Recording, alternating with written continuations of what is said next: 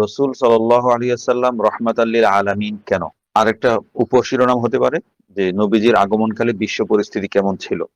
এই দুই শিরোনামে আমাদের প্রথম পর্ব আলোচনা হয়েছে। আজকে আমরা দ্বিতীয় পর্ব। প্রথম পর্বে আমাদের আলোচনা গিয়েছিল নবীজির সময়কালে, আগমনকালে, আগমনের আগে রোম সাম্রাজ্যের কেমন অবস্থা ছিল, সেখানে মানুষ মানবাধিকার কেমন ছিল, মানুষের এই সুবিধা অসুবিধা কি ছিল, মানুষ কেমন মর্যাদার মধ্যে বাস করতো, মানুষ কতটা অবহেলা ছিল মানুষের প্রতি, দাসদের প্রতি, মানবতার প্রতি, সেটা আলোচনা। আজকে আমাদের আলোচ্য ছিল পারস্য। তো পারস্যের রাজা এবং প্রজা সবাই ছিল মোটামুটি ভাবে অগ্নিপূজারী, মজুসি যেটাকে বলা হয় কোরআনের ভাষায় মজুসি। ওই নবীদের একটা হাদিস আছে না, বিখ্যাত হাদিস, কুল্লু মামিন মাউলুদিন ইল্লা ইউলাদু আলাল ফিতরা ফাআবাওয়াহু ইউহাউবিদানিহি ওয়া ইউনাসসিরানিহি ওয়া ইউমাজ্জিসানিহি। মজুসি বানায়, বাবা মাই তাকে মজুসি বানায়। মজুসি মানে অগ্নিপূজারী, অগ্নি উপাসক। এখনো আছে অগ্নিপূজারীরা। ফার্সিয়ান যেটা বলা হয়, এই যে টাটা, বিড়লা, ভারতের বড় বড় ইয়াগুলো আছে না, রতন টাটা, এরাও কিন্তু অগ্নিপূজারী। এরা হিন্দু না। ভারতের বড় বড় যারা ছিল বেশি, এখন যারা শিল্পপতি, বড় বড় বেশ ৩-৪ জন, তারা অগ্নিপূজারী। ইরানও অগ্নিপূজা আছে। আর সে অগ্নিপূজারই ধারাবাহিকতা আমরা দেখবো যে শিয়াদের অনেক এ, কারবালা, মহরম, হাসান হোসাইনের শোক প্রকাশ করতে অনেক বিষয় তারা আগুনের ব্যবহার করে। আগুনের উপর দিয়ে হাঁটে, আগুন দিয়ে কষ্ট দেয়, নানা ধরনের করে। এগুলো মূলত প্রাচীন এই যে ইয়ে আছে তাদের অগ্নিপূজা, অগ্নিপূজার যে একটা ঐতিহ্য, সেখান থেকে তাদের তা প্রভাবিত হয়েছে ইরানের শিয়ারা। পারস্যে যে রাজা প্রজা ছিল সেখানেও ব্যাপক শ্রেণী বিভাজন ছিল, শ্রেণী বৈষম্য ছিল। এম, তারা বিশ্বাস করতো পারস্য যে সম্রাট কিসরা, সম্রাটের উপাধি ছিল কিসরা, আর রোম সম্রাটের উপাধি ছিল কাইসার। তো কিসরার শরীরে হলো রাজরক্ত, এবং সে এই রাজরক্তটা সরাসরি খোদার রক্ত, নাউজুবিল্লাহ মিন যালিক। আর বাকি প্রজাদের রক্ত হলো রাজার রক্তের চেয়ে আলাদা। তো রাজার রক্ত হলো খোদার রক্ত, সৃষ্টিকর্তার রক্ত, সেজন্য সম্রাট বা রাজা হতো পুত পবিত্র একটা সত্তা, নাউজুবিল্লাহ মিন যালিক। আল্লাহকে, আল্লাহর শরীর, তারা রক্ত ইত্যাদি তারা কল্পনা করতো। এই যে রাজাকে তারা সরাসরি সত্তার, ওই ও খোদার, সৃষ্টিকর্তার অংশ মনে করতো, তার বংশধর মনে করতো, অনেকটা খ্রিস্টানদের মতো। রাজার পরে যে শ্রেণী সেটা ছিল অভিজাত শ্রেণী, এরিস্টোক্র্যাট মানে অভিজাত, সচিব বা উচ্চবিত্ত। তারাও খোদা না হলেও প্রায় খোদার কাছাকাছি মর্যাদা নিয়ে তারা সমাজে, রাষ্ট্রে বাস করত। সাধারণ জনগণ ছিল চাকর বাকরের মতো, দাস দাসীদের মতো। সাধারণ মানুষ কর দিত, আর তাদের কষ্টার্জিত সম্পদ অভিজাতদের দিত, আর নির্যাতন সহ্য করত।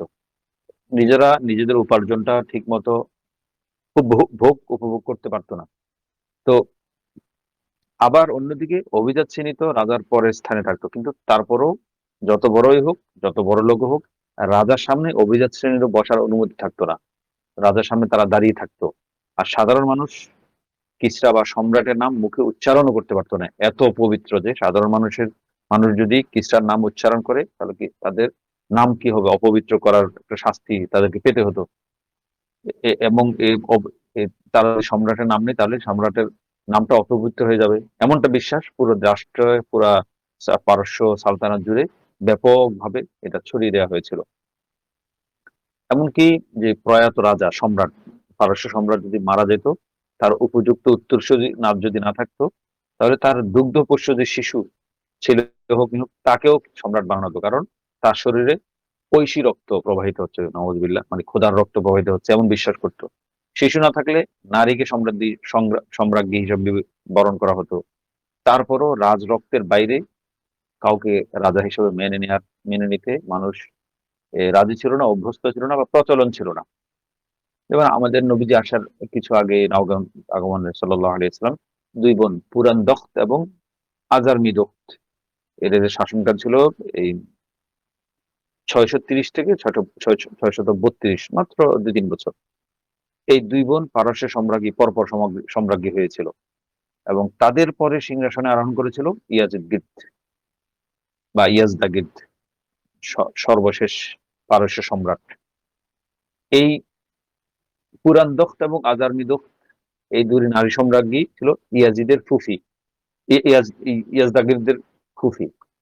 ইয়াজদাগিরদের শাসনামলে, অর্থাৎ 636 খ্রিস্টাব্দে, সাদ বিন আবি ওয়াক্কাসের নেতৃত্বে, রাদিয়াল্লাহু আনহুর নেতৃত্বে মুসলমানরা কাদেসিয়ার যুদ্ধে পারস্য বাহিনীকে পরাজিত করেছিল। তো সম্রাট ইয়াজদাগিরদের মেয়ে জৌদা, একটা মেয়ে, তার মেয়ে সম্রাটের মেয়ে জৌদা যুদ্ধবন্দী হয়ে মদিনায় এসেছিলেন। আমিরুল মোমিনিন ওমর রাদিয়াল্লাহু তাআলা তাকে মুক্ত করে হযরত হাসানের সাথে বিয়ে দিয়েছিলেন। এই ঘর থেকেই হাসানের বংশধারা জারি হয়েছিল।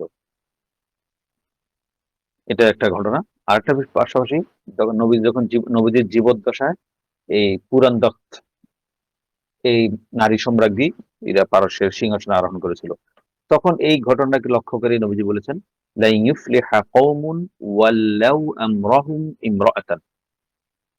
এমন সম্প্রদায় জাতি কখনো সফল হতে পারে না যে যারা তাদের শাসনভার কোন একজন নারীর হাতে ন্যস্ত করে, নারীর কাঁধে ন্যস্ত করে, এমন জাতি কখনো স্থায়ী সফল হতে পারে না।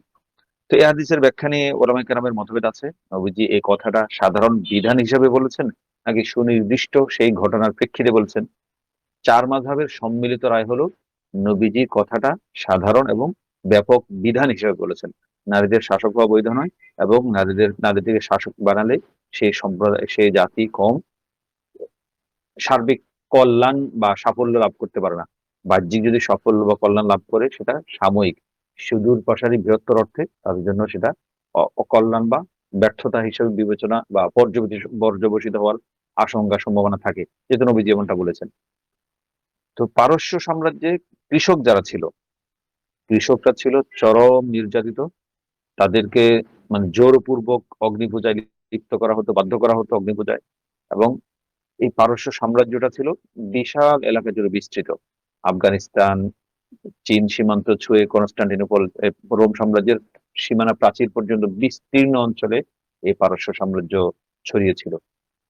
মাঝে মধ্যে শাম, মিশর তো ইয়ার অধীনে, রোম সাম্রাজ্যের অধীনে ছিল। কখনো কখনো এই দুটি সালতানাতের মধ্যে, পারস্য এবং রোম সাম্রাজ্যের যুদ্ধ হতো।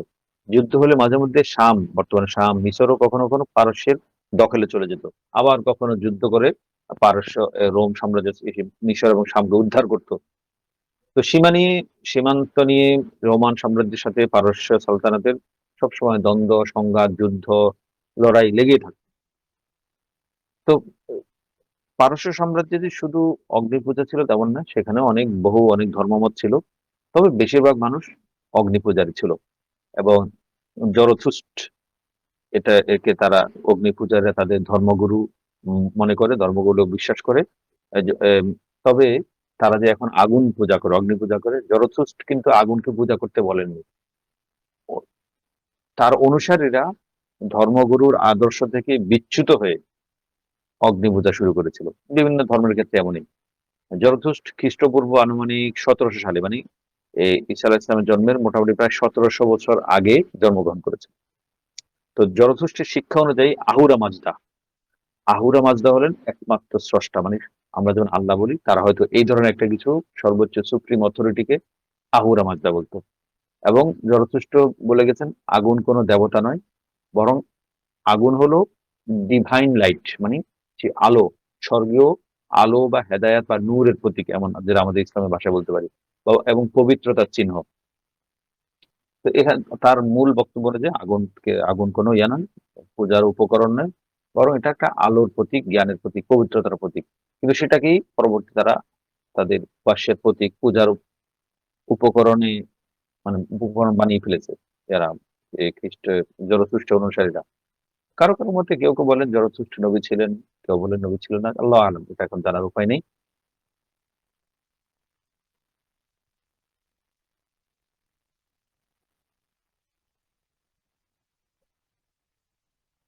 তো নবীজির জীবদ্দশায়, যখন জীবিত ছিলেন, তখন একটা পারস্যে একটা মানে চমৎকার একটা ঘটনা ঘটেছে। চমৎকার বলতে মানে একটা ব্যতিক্রম ঘটনা বলবো আমরা। সেই ঘটনাটা হলো,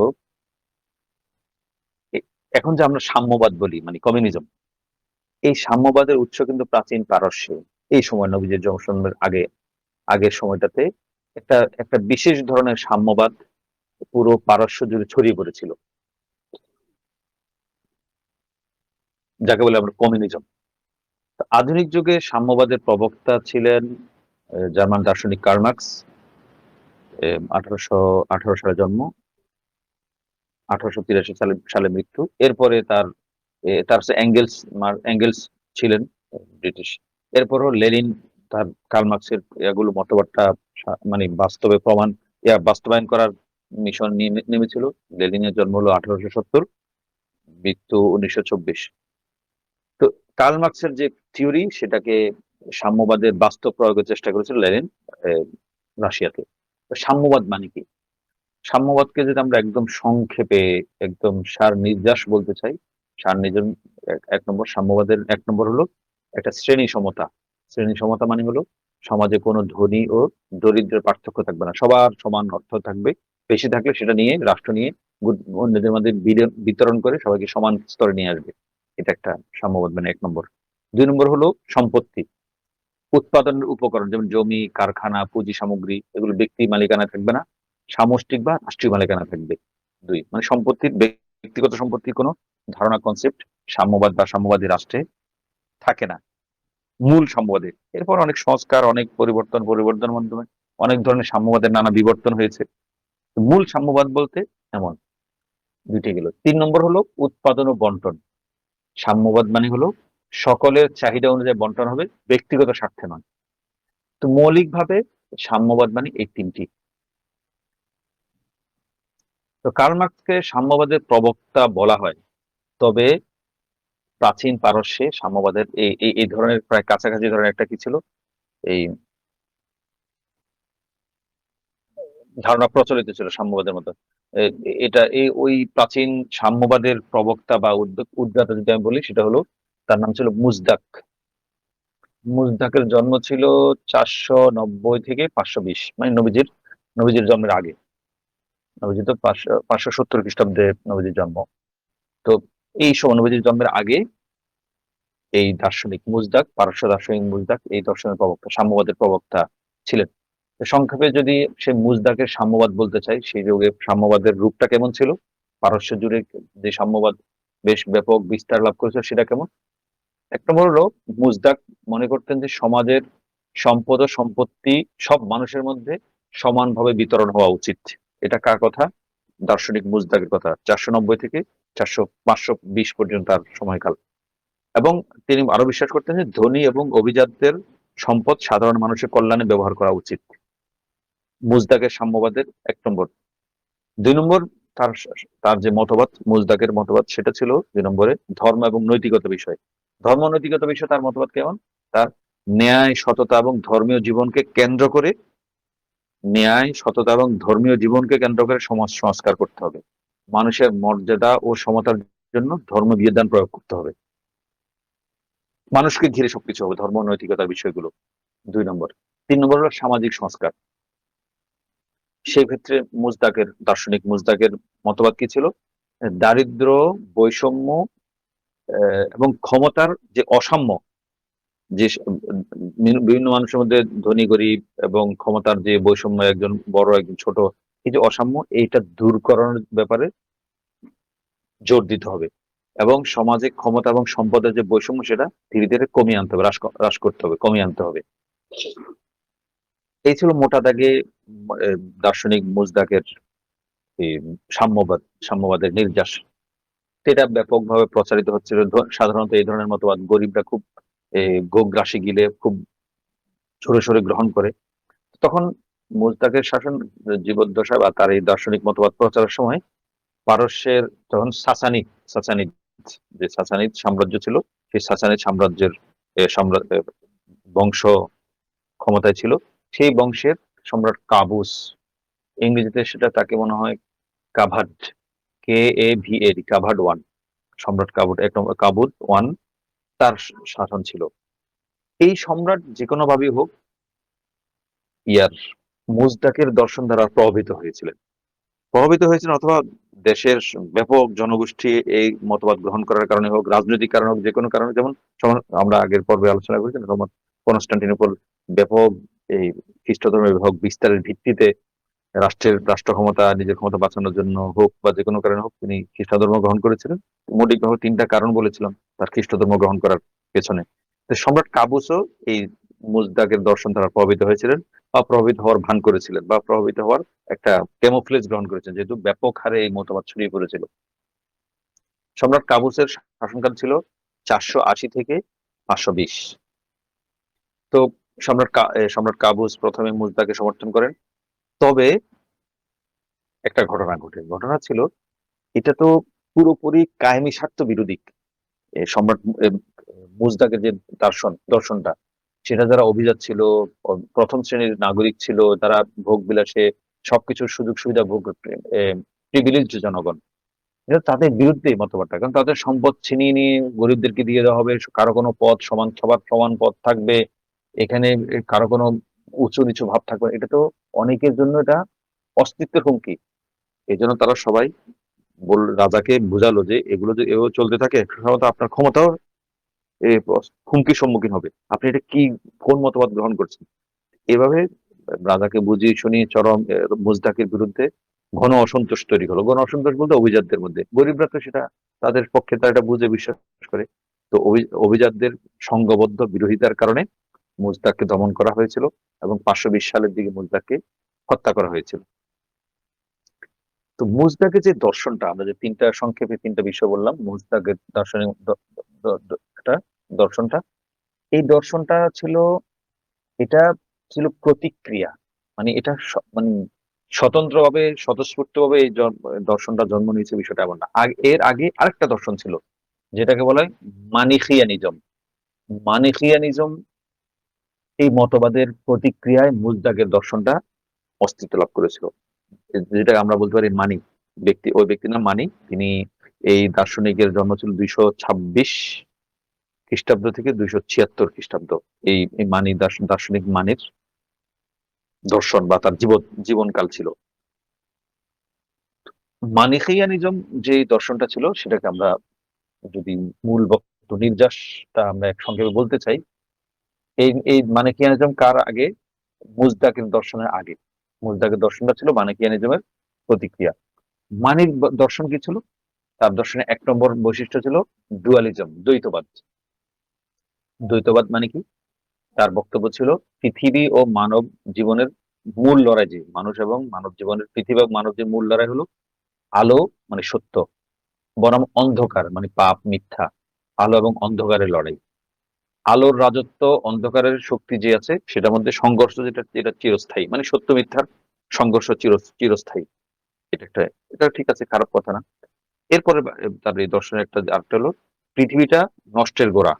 এই জন্য কি করতে হবে? এই পৃথিবীকে মানে লাথি মেরে সন্ন্যাসবাদ গ্রহণ করতে হবে। সন্ন্যাসবাদ হলো সবকিছু ছেড়ে ছুড়ে সন্ন্যাসবাদ গ্রহণ করাটা হলো মুক্তির উপায়। এখানে গিয়ে সে হোঁচট খেয়েছে। এটা দ্বৈতবাদ, ডুয়ালিজম। মানে দুই আলো, আলো অন্ধকার, আলো এবং অন্ধকার, সত্য এবং মিথ্যার লড়াই। এটা 1 নম্বর। এখন এই ক্ষেত্রে তাহলে মানুষের মূলনীতি কি? তার এই মূল যে সন্ন্যাসবাদ, এই সুখ মুক্তির উপায়, এই যে একটা মূলনীতির থিওরি দাঁড় করালো মানি। এটার লক্ষ্য, এখন এটার প্রয়োগ কি হবে? মানুষের লক্ষ্য কি হওয়া উচিত? মানুষের লক্ষ্য হবে আলোকে মুক্ত করা এবং অন্ধকারের শক্তি থেকে নিজের আত্মাকে উদ্ধার করা। অর্থাৎ নিজেকে আলো হেদায়েতের অনুসারী বানানো, গোমরাহের থেকে নিজে বাঁচানো, যদি আমরা আমাদের ইসলামের পরিভাষা বলতে চাই।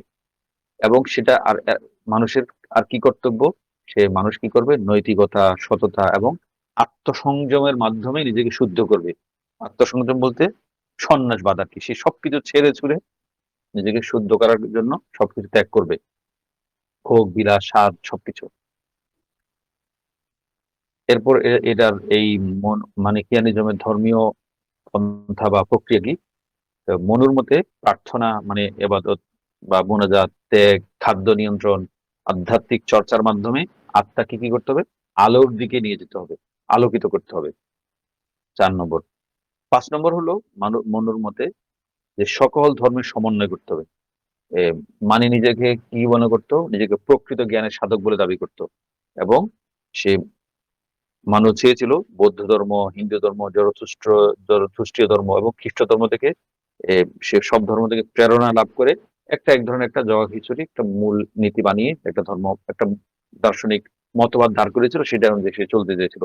এবং সে শুধু ধর্ম মতবাদ প্রচারে করেনি, পাশাপাশি ওই সন্ন্যাসবাদকে সে সবকিছু সমাধান দিয়েছিল। সে নিজ সমাজ থেকে আলাদা হয়ে নির্জন বাস, একদম সন্ন্যাস জীবন গ্রহণ করে একদম নির্জনে গিয়ে বাস করতে শুরু করেছিল। বিয়ে শাদী ত্যাগ করেছিল।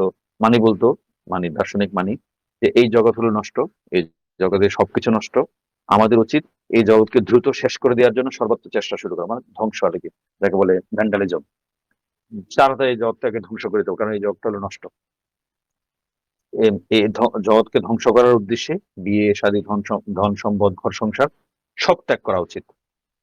এই যে এত সবকিছু ছেড়ে একদম পুরো সন্ন্যাস, বিয়ে শাদী সবকিছু ছেড়ে সন্ন্যাসবাদ গ্রহণ করা, এটা সমাজের জন্য ব্যাপকভাবে সমাজ এটা গ্রহণ করতে রাজি বা হওয়া সম্ভব না।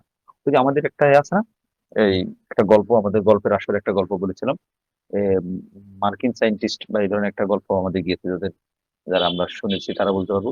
এভাবে সবকিছু ত্যাগ করার যে ধর্ম বলে, সেই ধর্মটা আসলে কোনো সুন্দর বা যুক্তিসম্মত মানুষের স্বভাবসম্মত ধর্ম হতে পারে না। একমাত্র মানুষের স্বভাবসম্মত, মানুষ যেমনটা চায়, একজন মানুষের এই আইকিউ, একজন মানুষের প্রকৃতি, প্রভাব, প্রবণতা যেটা চায় সেটার সাথে শতভাগ সাদুর্য রাখে ইসলাম। আর ইসলাম ও দিনুল ফিতরা, ফিতরত বা স্বভাবের ধর্ম। এই যে মু- মা- মানে যে এই চরম মানে ত্যাগ, সবকিছু ত্যাগ করতে বলেছে, সবকিছু ত্যাগ করে দুনিয়াকে নষ্ট করে ফেলতে, ধ্বংস করে ফেলতে হবে। এর প্রতিক্রিয়া এসে মুজদাক বলল, মুজদাক এসে কি বলল, এই দুনিয়া নষ্ট। এই সেও বলেছে, ওই মানির মতোই বলেছে দুনিয়া নষ্ট, তবে এই নষ্টের গোড়ায় আছে সম্পদের মালিকানা। মানে মালিকানার যে থিওরি, মালিকানা যে কনসেপ্ট, সম্পদের মালিকানা, মানে সম্পদ বা যে কোনো কিছুর মালিকানার কনসেপ্ট হলো এই দুনিয়া নষ্টের গোড়া। তোমার বাড়ি আছে আমার বাড়ি নেই, তোমার বিবি আছে আমার বিবি নেই, এটা হতে পারে না। এই জন্য সমাধান হলো মালিকানার যে ধারণা, বেসিক কনসেপ্ট মালিকানার ধারণা, এটাকে সম্পূর্ণ উচ্ছেদ করে দেয়, নাই করে দেয় পৃথিবীতে। পৃথিবীতে যত সম্পদ আছে সবাই তার মালিক, যত নারী আছে সব পুরুষ তার মালিক, যত ছেলে মেয়ে আছে তারা সব পুরুষের সন্তান। আজব তামাশা, এক আজীব মানে মতবাদ সে প্রচার করলো ওই প্রতিক্রিয়া। তো এই মতবাদকে এখন যদিও হাস্যকর মনে হচ্ছে, কিন্তু সেই রাজতান্ত্রিক স্বৈরাচার এবং ভয়ঙ্কর শ্রেণী বৈষম্যের যুগে মানে মানির মতবাদ যেমন ব্যাপকভাবে সমাদৃত হয়েছিল, আবার মুজতাকের মতবাদও চরমভাবে হয়েছিল, গৃহীত হয়েছিল।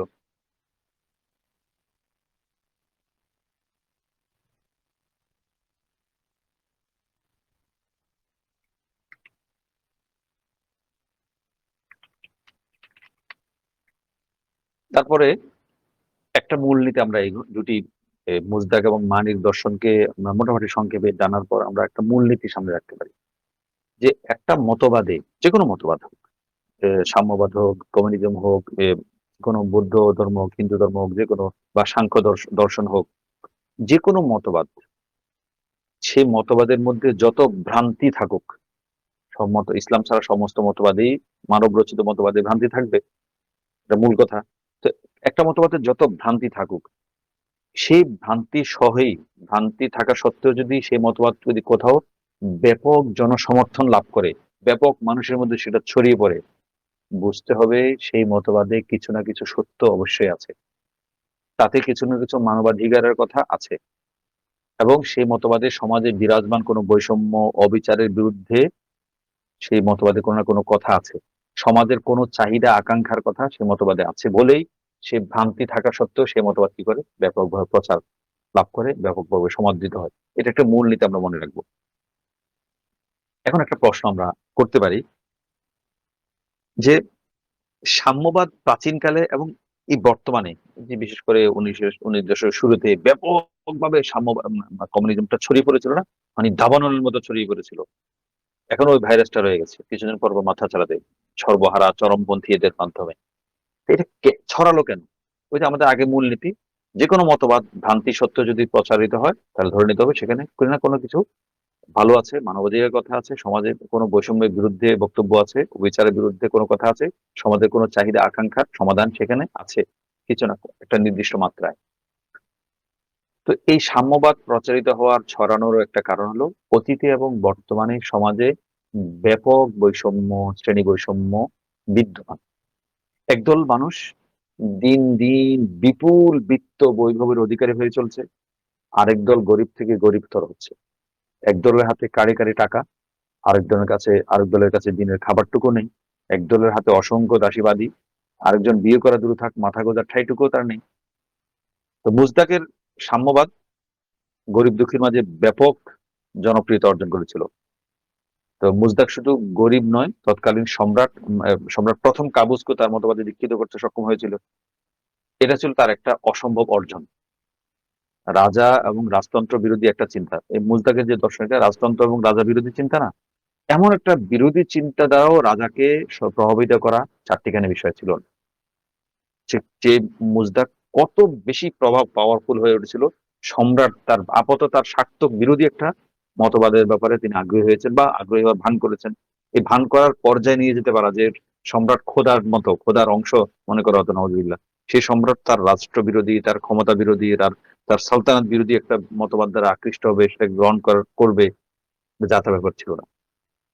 তো সম্রাট কি করেছেন, কাবুস এই মতবাদ গ্রহণ করার পর ব্যাপকভাবে ছড়িয়ে দেওয়ার উদ্যোগ নিয়েছিল। তো এই চিন্তা ছিল সম্রাটের এই মুলতাকি মতবাদ প্রচার করা, ছড়িয়ে দেওয়ার এই চিন্তা ছিল প্রচলিত কায়েমি স্বার্থের সম্পূর্ণ বিপরীত। এতে করে অভিজাত যারা শ্রেণী তাদের সমস্ত সম্পদ নাই হয়ে যাবে। তো এই মতবাদের প্রভাবে পুরো দেশে একটা কি হলো, ব্যাপক নৈরাজ্য সৃষ্টি হয়েছে। নৈরাজ্য কিভাবে? যেহেতু ব্যক্তি মালিকানা নেই, তার মানে যেখানে যার যেটা ভালো লাগলো সেটা নিজের বলে উঠিয়ে নিতে শুরু করলো। যার যে নারী পছন্দ হলো তাকে উঠিয়ে নিতে শুরু করলো। যার যে বাড়ি পছন্দ হলো সেটা জোরপূর্বক দখল করে নিতে শুরু করলো। কিছুদিন পর কি দেখা গেল, বাবা তার ছেলেকে চিনতে পারছে না, ছেলে তার প্রকৃত বাবাকে সেটা নির্ণয় করতে হিমশিম খেয়ে যাচ্ছে, নিজের প্রিয় স্ত্রীকে আরেকজন উঠিয়ে নিয়ে যাচ্ছে ক্ষমতা শক্তি বলে। কারণ সে মালিক, যে যার যেটা ভালো লাগে সেটা সে মালিক। মুজদাকের দর্শন তো এটাই। তো এখানে মোটামুটি পুরো দেশে এমন একটা অবস্থা বিরাজমান করছিল। এমন সময় মুজদাক যখন দেখলো যে তার মতবাদটা ব্যাপক হিট হয়েছে, ভাইরাল হয়ে গেছে, ব্যাপকভাবে সবার কাছে পৌঁছে গেছে, তখন তার এই সাফল্যে সে উৎসাহী হয়ে, সবার তো একটা লিমিট মানা দরকার, একটা সীমায় গিয়ে ব্রেক কষা দরকার। মুজদাক কোথায় ব্রেক মুজদাক নিয়ে কোথায় ব্রেক কষতে হবে সেটা ঠিক বুঝতে পারেন। সে অতি উৎসাহে সম্রাটই বলল, রাজা প্রথম কাবুসকে বলল, আপনি এই চিন্তা প্রচার করছেন, প্রচারে সাহায্য করছেন, আপনি নিজে এখনো চিন্তাটা পুরোপুরিভাবে গ্রহণ করতে পারেন কেন? কি হলো, কি সমস্যা? রাজা অবাক। মুজদাক সাহেব বললেন, আপনার রানীরা এখনো, আপনার শত শত নারী এখন আপনার ব্যক্তিগত মালিকানা রয়ে গেছে, আপনি তাদের মালিকানা উন্মুক্ত করে দেন, আমরাও উপভোগ করব, তাহলে আমাদের মতবাদের প্রকৃত বাস্তবায়ন হলো। তো সম্রাট কাবুসের সন্তান ছিল নওশেরওয়ান, পারস্যের যাকে সবচেয়ে ন্যায়পরায়ণ শাসক মনে করা হয়, তার ছেলে নওশেরওয়ান, সম্রাট কাবুসের।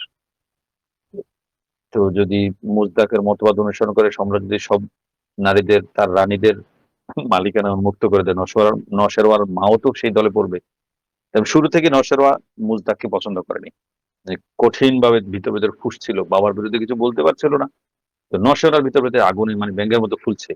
এল ব্যাটাকে যেমন হোক, ফার্স্ট রানছে, প্রথম সুযোগে এটাকে নিকেশ করে ফেলতে হবে, হিসাব করে ফেলতে হবে এই মুজদাক নিয়ে শয়তানকে, তার মতে।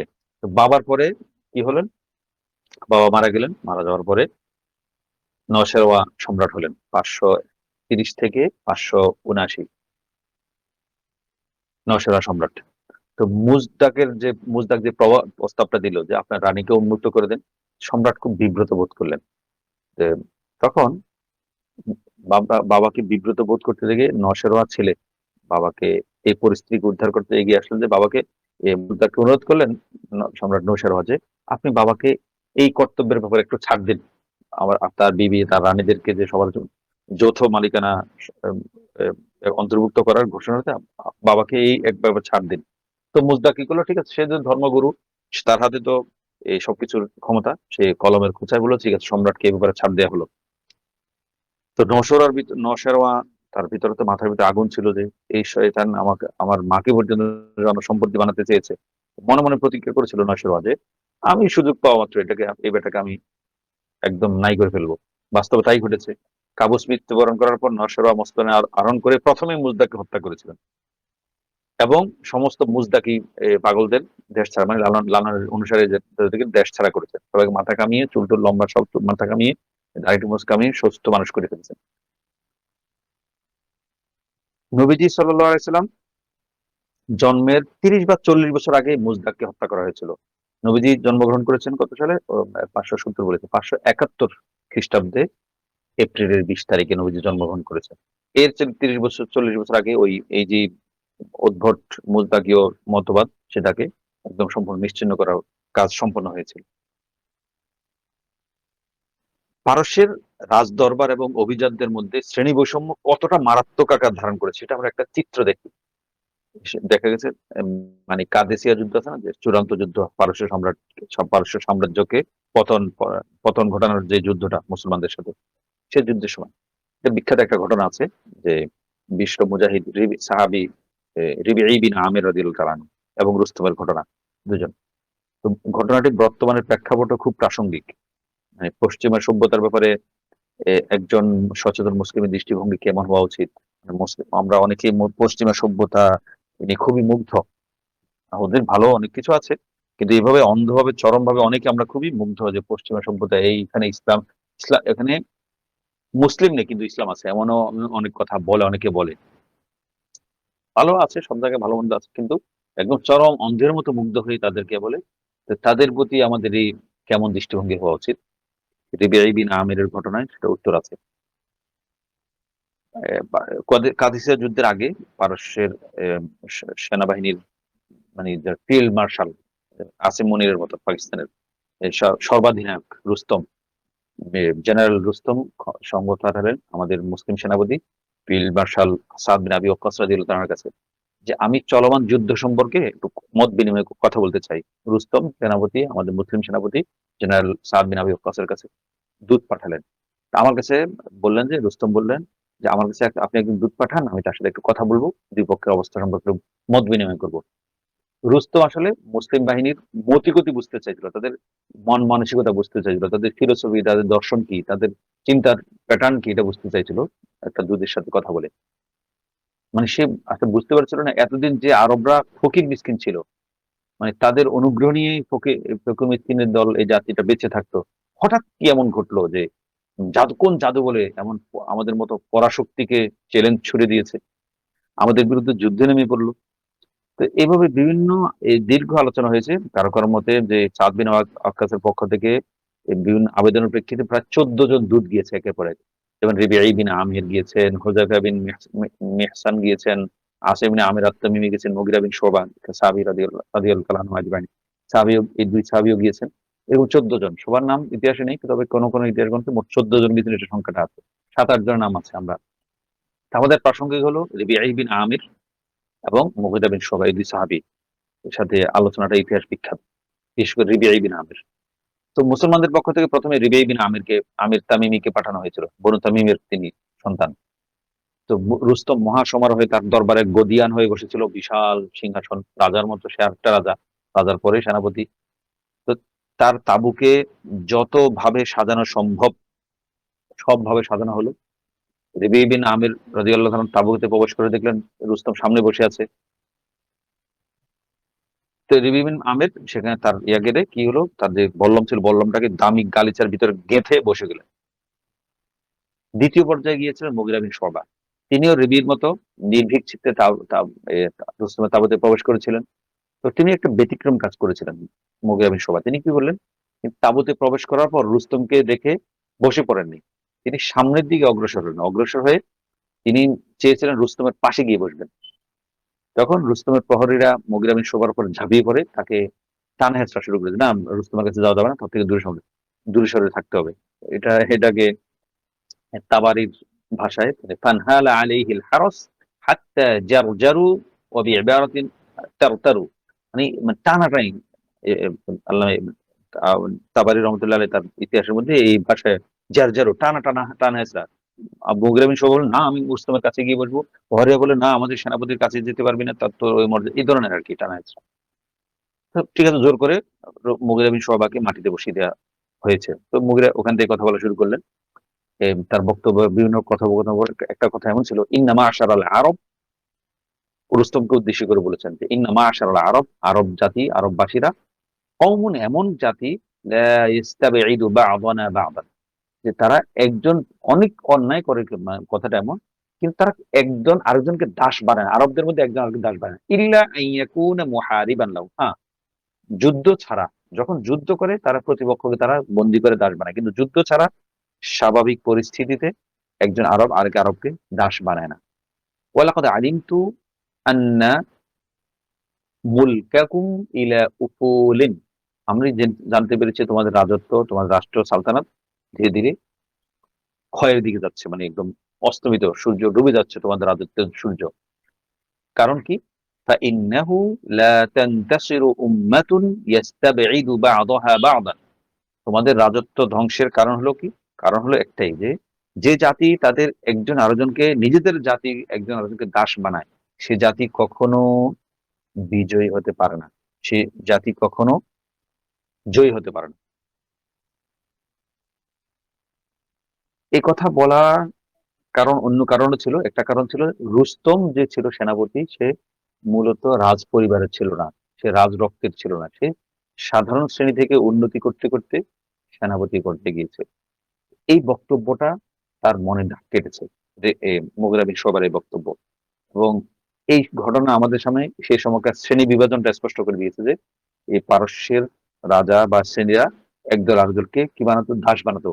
মুগিরা বিন শুআবা এই তার পর্যবেক্ষণ, তিনিও ইতিহাস সচেতন ছিলেন বোঝা যায়। তিনি হয়তো পারস্যের তাদের সমাজ ব্যবস্থা, তাদের সামাজিক রীতিনীতি সম্পর্কে তিনি এমন একটা সুন্দর একটা নির্যাস সংক্ষেপে এই কথা কিভাবে বলতে পারলেন। তার সমাজ, রাষ্ট্র ইত্যাদি সম্পর্কে, বিশ্ব ব্যবস্থা, পলিটিক্যাল সায়েন্স এবং জিও পলিটিক্স সম্পর্কে ভালো জানা ছিল। তিনি এই অল্প কথায় মানে রুস্তমের মনে তিনি ফিট করতে সক্ষম হয়েছেন। এরপরে এই রেবি বিন আমেরের সাথে রুস্তমের কি কথা হলো? রেবি বিন আমের হলো, যখন তিনি গেলেন, কথা বসলেন, বসার পরে রুস্তম প্রশ্ন করলো, মা যা আবিকুম, তোমরা কেন, মানে কিসের তাড়নায় তোমরা এখানে এসেছো? তখন এই তার বক্তব্যটা অসাধারণ। রেবি বিন আমের এটা ইতিহাসে বিখ্যাত বক্তব্যগুলোর একটি, আরবের ইতিহাসে, মুসলমানদের ইতিহাস, এবং অত্যন্ত শিক্ষণীয়। তিনি বললেন, আল্লাহু ইবতাআসানা, আল্লাহ তাআলা কি করেছেন? আমাদেরকে পাঠিয়েছেন, লিনুখরিজা মান শাআ মিন ইবাদাতিল ইবাদি ইলা ইবাদাতিল্লাহ। আল্লাহ আমাদেরকে পাঠিয়েছেন যেন আমরা মানুষকে, মানুষের গোলামি করার থেকে আল্লাহর গোলামি, মানুষের বন্দেগীর চেয়ে আল্লাহর বন্দেগীতে নিয়ে আসি। যাদের ব্যাপারে তিনি ইচ্ছা করেন তাদেরকে যেন আমরা মানুষের পূজা থেকে আল্লাহর পূজায় নিয়ে আসি। এই জন্য আল্লাহ তাআলা আমাদেরকে পাঠিয়েছেন। এরপর তিনি বলেছেন কি?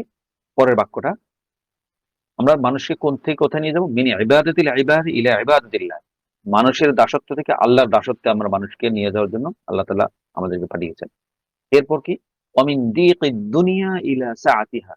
দুনিয়ার সংকীর্ণতা থেকে দুনিয়ার প্রশস্ততার দিকে নিয়ে যাওয়ার জন্য আল্লাহ তাআলা আমাদেরকে পাঠিয়েছেন। অমিন জাওরিল আদিয়ানি ইলা আদিলিল ইসলাম।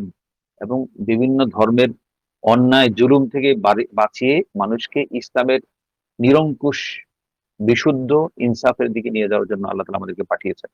ফাআরসালানা বিদীনিহি ইলা খালকিহি লিনাদউআহুম ইলাইহি। আল্লাহ তাআলা আমাদেরকে পাঠিয়েছেন, তার ধর্ম নিয়ে পাঠিয়েছেন, যেন মানুষদের কাছে, পারস্যবাসীর কাছে যেন আমরা তাদেরকে আল্লাহর ধর্ম ইসলামের দিকে ডেকে নিই। অনেকগুলো বাক্য, তো এখানে একটা বাক্য খুব লক্ষণীয়। সেটা হলো, রিবিঈ বিন আমির কি বলেছেন? আমরা এই লাকাদ ইবতাআসানা, আল্লাহ তাআলা আমাদেরকে পাঠিয়েছেন যেন মানুষকে লিনুখরিজা মিন দিকিদ দুনিয়া ইলা সাআতিহা, দুনিয়ার সংকীর্ণতা থেকে দুনিয়ার প্রশস্ততার দিকে নিয়ে যায়। এই বাক্যটা খুব তাৎপর্যপূর্ণ। মিন ইবাদাতিল ইবাদি ইলা ইবাদাতিল্লাহ, আমরা মানুষের পূজা থেকে আল্লাহর পূজার দিকে, আল্লাহর ইবাদতের দিকে নিয়ে যাওয়া এসেছি, স্বাভাবিক বাক্য। অমিন জাওরিল আদিয়ানি ইলা আদিলিল ইসলাম, এটাও ঠিক আছে। কিন্তু মিন দিকিদ দুনিয়া ইলা সাআতিল আখিরা, এটা বললে মোটামুটি স্বাভাবিক ছিল বাক্যটা, যে আমরা দুনিয়া সংকীর্ণতা থেকে আখিরাতের প্রশস্ততার দিকে নিয়ে যাওয়া এসেছি। কিন্তু রিবিঈ বিন আমির বললেন কি? আমি দুনিয়ার সংকীর্ণতা থেকে দুনিয়ার প্রশস্ততার দিকে নিয়ে যেতে এসেছি। তার মানে দুনিয়া থেকে বের করে দুনিয়াতে নিয়ে যাবেন। এটা কিভাবে? এটার বাক্যের তাৎপর্যটা কি? এটা আমাদের একটু লক্ষ্য করার বিষয়। সাহাবায়ে কেরাম বিশ্বাস করতেন যে ইসলাম একমাত্র ন্যায় এবং ইনসাফের ধর্ম। বাকি অন্যান্য যেগুলো আছে সেগুলোর মধ্যে ভালো থাকলেও বেশিরভাগই অন্যায়, অবিচার, মানুষকে দাসত্ব বানায়, এবং সাধু পুরোহিতদের গোলামে পরিণত করে মানুষকে। যারা থাকে, মন্দিরে থাকে, কেয়াঙে থাকে, তাদের একদম পূজারিতে বা তাদের অধীনস্থে পরিণত করে। একমাত্র ইসলামে কোনো কি নেই, পুরোহিততন্ত্র নাই, যাজকতন্ত্র নেই, সবাই সমান। হুজুর হুজুর বা ইমাম মুয়াজ্জিনদের আলাদা কোনো ধর্মীয় ক্ষমতা, আলাদা কোনো বাড়তি কোনো কিছু আছে এমন বিষয় না। যে আল্লাহর কাছে ভালো তাকওয়া সে সমান। সে হুজুর, মুজুর, জেনারেল সবাই সমান আল্লাহর কাছে। মূল মানদণ্ড হলো তাকওয়া। তিনি হুজুর না, সাধারণ জেনারেল শিক্ষিত সেটা বিবেচ্য বিষয় নয়। যার তাকওয়া ভালো সে আল্লাহর কাছে ভালো। কিন্তু অন্যান্য ধর্মে যারা ধর্মযাজক তাদের ধর্ম পালনটা, তাদের ধর্মের মানটা অন্যের তুলনায় যেকোনোভাবে হোক তারা উন্নত মনে করা, বিশ্বাস করা হয় এমন। এছাড়াও রিবিই বিন আমের যে বললেন, আমরা দুনিয়ার সংকীর্ণতা থেকে আখিরাতের প্রশস্ততার দিকে নিয়ে নিয়ে যেতে এসেছি। প্রশস্ততা এজন্য বললেন, রোম সাম্রাজ্যে পারস্য সাম্রাজ্যে সাধারণ মানুষ যারা ছিল, যারা অভিজাত শ্রেণী, তারা মূলত একটা নির্দিষ্ট একটা বন্দী ছিল। তারা দুনিয়াতে ছিল সত্য, কিন্তু তারা বিভিন্ন ভোগ বিলাস, আরাম-আয়েশ, বিভিন্ন এ এ জুলুম অত্যাচারের একটা নিগড়ে, একটা জেলখানায়, একটা কারাগারে বন্দী ছিল। এজন্য তিনি বলেছেন যে, আমরা দুনিয়াতে যে সংকীর্ণতা, তোমরা হচ্ছে একটা সংকীর্ণ ঘেরাটো করে। রুস্তম চাইলে একজন সাধারণ সৈনিকের সাথে কথা বলতে পারে না। রাজা চাইলে যেখানে সেখানে যেতে পারে না। রাজা চাইলে যেকোনো কাজ করতে পারে না। অনেক বন্দী। যদিও মনে হয় রাজা হলো ক্ষমতার অধিকারী, কিন্তু রাজাও কিন্তু ইচ্ছামত কোনো কাজ করার ক্ষমতা রাখতো না। এজন্য অভিজয় যত অভিজাত, যে যত বড় ক্ষমতা তার তত সীমাবদ্ধতা। আর আরব মুসলমানরা যেখানে ইচ্ছে সেখানে যাচ্ছে, যেখানে ইচ্ছে সেখানে ঘুমিয়ে পড়ছে, যেখানে ইচ্ছে তার সুন্দর লাগছে সেখানে ইচ্ছে সেটা গ্রহণ করছে। এই স্বাধীনতা, এটা হলো সাআতিন দুনিয়া। দুনিয়ার প্রশস্ত। দুনিয়াকে স্বাভাবিকভাবে যেভাবে ইচ্ছে সেভাবে আপনি গ্রহণ করবেন, শরীয়তের সীমায় থেকে আপনি যেখানে ইচ্ছে সেখানে যান। আপনার কোনো সীমাবদ্ধতা নেই। এই কথাটার দিকে দাওয়াত দিয়েছেন, মিন দিয়িকিদ দুনিয়া ইলা সাআতিহা। রুস্তমের এবং পারস্য সাম্রাজ্যের যে মূল যে সমস্যা, একদম সমস্যার মূলে একদম রেবিয়া বিন আমের কুঠারাঘাত করতে সক্ষম হয়েছিলেন। এই কুঠারাঘাত করতে গিয়ে তিনি দীর্ঘ একটা বক্তব্য দিয়েছেন। বক্তব্য দিয়ে এই তাদেরকে তার মতো করে বোঝানোর চেষ্টা করেছেন যে, তোমরা যেটা আছো, যে উপরে যে মতবাদ, যে বিশ্বাস ফিলোসফির উপর আছো, সেটা ক্ষতিকর, সেটা মানুষের জন্য সহবজাত নয়, সেটা তোমাদের, এটা মানুষের জন্য উপকারী নয়, এবং সেটা তোমাদের মানসিক কোনো সুখও বয়ে আনে না। সাময়িক কোনো বিলাস, ইন্দ্রিয় সুখ হতে পারে, কিন্তু মনের সুখ তোমরা যেভাবে যে জীবন যাপন করো সেই জীবন যাপনে থাকতে পারে না। এ কথা বলে তিনি চলে আসলেন রেবিয়া বিন আমের। তো এটা ছিল আমাদের এই ঘটনা। এই ঘটনা আমরা ইনশাল্লাহ একদিন আলাদা করি। এই রেবিয়া বিন আমের ঘটনা আমাদের গল্পের আসরে আমরা একদিন আলাদা করে একটু বিশ্লেষণ করে আরেকটু ব্যাপক করে আমরা বলার চেষ্টা করবো ইনশাল্লাহ। সিরাতে আমরা, যেহেতু এটা আমাদের মূল ট্র্যাক না, সেটা আমরা একটু মাঝে মধ্যে আমরা খেয়াল করেছি নিশ্চয়ই, আমরা সিরাতের মূল ট্র্যাকের থেকে একটু এদিক সেদিক গিয়ে বিভিন্ন সাহাবীদের জীবনও আমরা অন্তর্ভুক্ত করে ফেলছি। সেটা আমরা করবো ইনশাল্লাহ। তো এই ঘটনাটা আরেকটু ব্যাপক, আরেকটু বিশ্লেষণের দাবি রাখে, এই জন্য যাতে এই ঘটনার মাধ্যমে আমরা বর্তমানে আমরা যাদেরকে চাকচিক্যময় সভ্যতা অধিকারী মনে করি, তাদের দিকে আমরা কেমন দৃষ্টিতে দেখবো? তারা কি দুনিয়াটাকে, দুনিয়াতে ভোগ বিলাস দিয়ে তারা কি মুক্ত না বন্দী? এটা আমরা দেখার চেষ্টা করবো এই ঘটনার আলোকে। আল্লাহ তাআলা আমাদেরকে এই বর্তমান সভ্যতার যে উন্নতি, যে চাকচিক্য, পাশ্চাত্য সভ্যতার, পাশ্চাত্য যে দেশগুলোর চাকচিক্য, এগুলো দ্বারা মুগ্ধ হব কি হব না, এগুলো থেকে আমরা কতটা গ্রহণ করব, কতটা বর্জন করব, এটাকে আমরা একটু বিচার বিবেচনা করার চেষ্টা করব। আল্লাহ তাআলা আমাদেরকে দুনিয়ার মোহ থেকে মুক্ত করে দেন। আমিন। আমিন। আল্লাহ তাআলা আমাদেরকে দুনিয়ার চাকচিক্য দ্বারা মুগ্ধ হওয়া, অভিভূত হওয়া থেকে আল্লাহ তাআলা আমাদের মুক্ত রাখুন। আমিন। যেমন আল্লাহ আছে, ওয়ালা নবীজিকে আল্লাহ তাআলা বলেছেন, ওয়ালা তামুদ্দান্না আইনাইকা ইলা মা মাত্তা'না বিহি আজওয়াজান যাহরাতাল হায়াতিদ দুনিয়া। দুনিয়ার চাকচিক্যের দিকে আপনি কি করবেন না? মুগ্ধ দৃষ্টিতে তাকাবেন না। ওদিকে আপনি দৃষ্টি প্রসারিত করবেন না। নবীজিকে দুনিয়ার চাকচিক্য দ্বারা মুগ্ধ হতে আল্লাহ তাআলা নিজে নিষেধ করছেন। তো আমরাও ইনশাআল্লাহ এই দুনিয়ার চাকচিক্য দ্বারা মুগ্ধ হব না। দুনিয়ার চাকচিক্য দেখব, ওটা করব। কিন্তু সেটা দ্বারা অভিভূত হইব না, মুগ্ধ হয়ে পড়ব না। সেটাকে আমার মুখ্য বা চূড়ান্ত লক্ষ্য বানাবো না। যাক, আল্লাহ তাআলা আজকে আমরা পরের আলোচনাটা হিন্দুস্তান। আমরা তো রোম সাম্রাজ্য গেল, পারস্য সাম্রাজ্য গুলো সার্বিক অবস্থা কেমন। এবার আমরা আসবো হিন্দুস্তান, ভারতে যে সভ্যতা ছিল সেটার অবস্থা কি ছিল। এরপরে আমাদের আলোচনা আসবে আরবের অবস্থা কি ছিল। এই আলোচনার পরে আমাদের এই পর্বটা শেষ হবে যে আমরা নবীজি কেন রহমাতাল লিল আলামিন, বিশ্ব জগতের জন্য রহমত হয়ে কেন এসেছিলেন, এই আলোচনার মাধ্যমে আমরা ইনশাআল্লাহ সংক্ষেপে আমরা একটা পরিষ্কার একটা ধারণা পেয়ে যাব। এরপরে আরেকটা পর্ব থাকবে, সেই পর্ব হলো নবীজিকে আল্লাহ তাআলা আরবে কেন পাঠালেন। এই প্রশ্নের পরে আমরা মোটামুটি মূল সিরাতে ঢুকে যাবো ইনশাল্লাহ। ওটা এক চরম আমার জন্য, আশা করি সব অন্যদের জন্য অত্যন্ত আনন্দকর একটা সফর, একটা ভ্রমণ হবে। আল্লাহ তাআলা আমাদেরকে তৌফিক দান করুন। দ্রুত এই ভূমিকাটা শেষ করে ফেলার তৌফিক দান করুন। আমি এই ভূমিকাতে আটকে থেকে কিছুটা অস্বস্তিতে আছি, হাসপাস করছি। কখন এই ভূমিকা থেকে আমরা মূল পর্বে নবীজির কাছে যাব। আল্লাহ তাআলা আমাদেরকে দ্রুত এই মূল ভূমিকা পর্বটা শেষ করে মূল পর্বে যাওয়ার তৌফিক দান করুন। আমিন। ওয়া আখিরু দাওয়ানা আলহামদুলিল্লাহি রাব্বিল আলামিন। সবাইকে দুরূদ শরীফ সাল্লাল্লাহু আলাইহি ওয়া আলিহি ওয়াসাল্লাম।